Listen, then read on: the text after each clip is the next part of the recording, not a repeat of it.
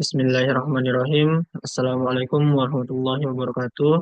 Perkenalkan, nama saya Sulaiman Alfandria Dirambe, NPM 2208260011.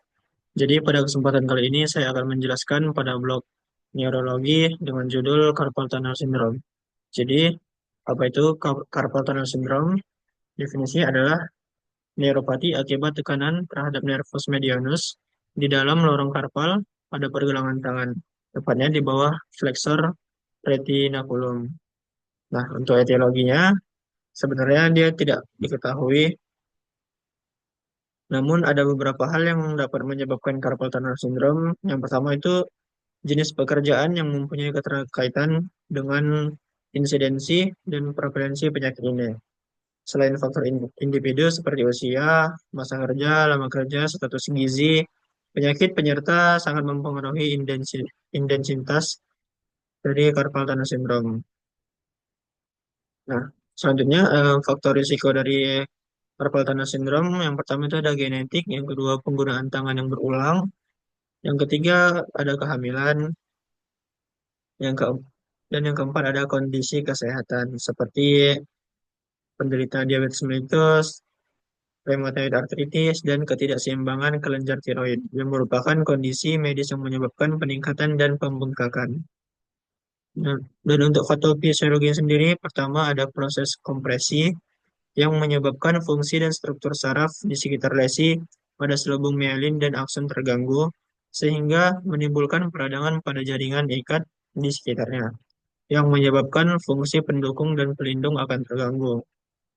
Nah, proses kompresi pergelangan tangan dan eh, fraksi yang berulang akan mempercepat terjadinya kerusakan di area sekitar saraf dan akan menyebabkan saraf terluka yang menyebabkan peningkatan tunnel pressure, semakin memicu proses transformasi sensorik motorik dan patologis pada saraf medianus penderita carpal tunnel syndrome. Selanjutnya untuk eh, manifestasi klinisnya atau gejalanya, yang pertama itu nyeri, yang kedua kesemutan, yang ketiga mati rasa, yang keempat cenderung memburuk pada malam hari, yang kelima nyeri berkurang jika mengistirahatkan tangan. Tata laksananya terbagi menjadi dua, yang pertama ada operatif, yang kedua ada konservatif. Nah, konservatif ini kita bisa membilang kepada pasien untuk mengistirahatkan pergelangan tangan, memberikan obat antiinflamasi non-steroid, injeksi steroid seperti dexamethasone 1-4 mg. Yang kedua, kita bisa berikan hidrokortison 10-25 mg. Yang ketiga, metilprednisolon 20-40 mg. Serta bisa kita lakukan untuk pemasangan bidal, untuk nerve bleeding, vitamin B6, ya, seperti pyridoxine. Pyridoxine diberikan 100-300 mg per hari selama 3 bulan. Kemudian kita bisa fisioterapi seperti ditujukan pada perbaikan vaskularisasi pergelangan tangan.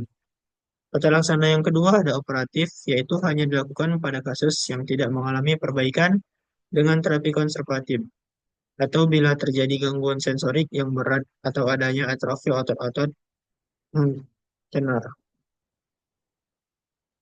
Baik, selanjutnya anatomi dari carpal tunnel syndrome. Yang pertama ada di bagian carpal tunnel, yaitu ada tendon, ada median nerve, dan ada transfer carpal ligament. Kalau di area supplied by median nerve ada transfer carpal ligament yang ditunjuk tanda panah panjang ini, kemudian ada median nerve, kemudian ada tendon and sheath. Selanjutnya bagaimana cara mendiagnosisnya? Nah, yang pertama kita lakukan anamnesis seperti di manifestasi klinis tadi, dia ada parestesia atau kesemutan, kurang merasa atau numbness, rasa seperti terkena aliran listrik atau tingling pada jari 1 dan 3, dan setengah sisi radial jari 4. Jadi jari 1, 2, dan 3, dan setengah jari bagian 4. Nah, untuk pemeriksaan fisiknya dapat kita lakukan sensorik, motorik seperti biasa.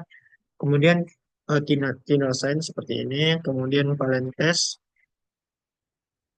Maksud saya Tinolsen diketuk, kemudian ada Valen test, kemudian ada Tourniquet test, kemudian ada Flick test, kemudian ada tenor wasting, extension test, pressure test, dan masih banyak lagi.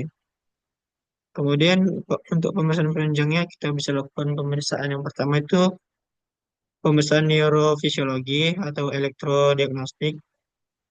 Di sini ada penjelasannya. Kemudian kita lakukan pemeriksaan radiologi seperti X-ray dan USG. X-ray itu untuk membantu melihat apakah ada penyebab lain seperti fraktur atau artritis. USG itu untuk mengukur luas penampang dari saraf median di carpal tunnel proximal yang sensitif dan spesifik untuk carpal tunnel syndrome. Kemudian pemeriksaan laboratorium lain, bila etiologi CTS belum jelas, misalnya pada penderita usia muda dan pada gerakan tangan yang repetitif, dapat dilakukan beberapa pemeriksaan seperti kadar gula darah, kadar hormon tiroid, ataupun darah lengkap. Selanjutnya kita edukasi untuk pasien, yaitu berperan aktif dalam pengobatan guna mengurangi pergerakan pergelangan tangan.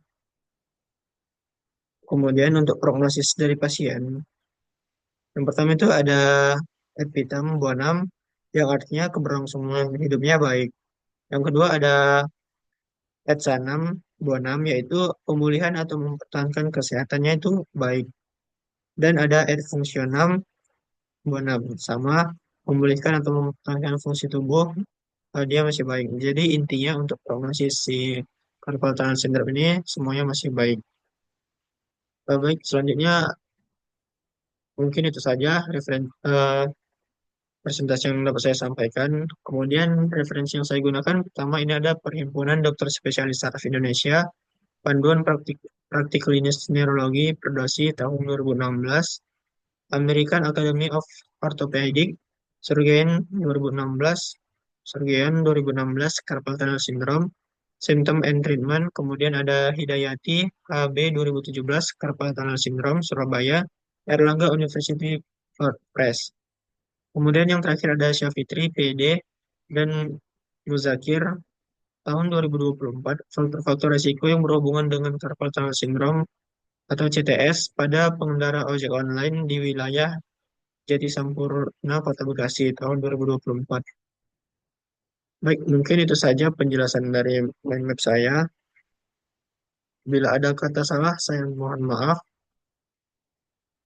Dan kepada FK UNSU, saya mengucapkan terima kasih karena telah memberikan waktu luang kepada saya. Saya tutup dengan doa kafaratul majelis. Subhanakallahumma wa bihamdika asyhadu an la ilaha illa anta astaghfiruka wa atubu ilaik. Assalamualaikum warahmatullahi wabarakatuh.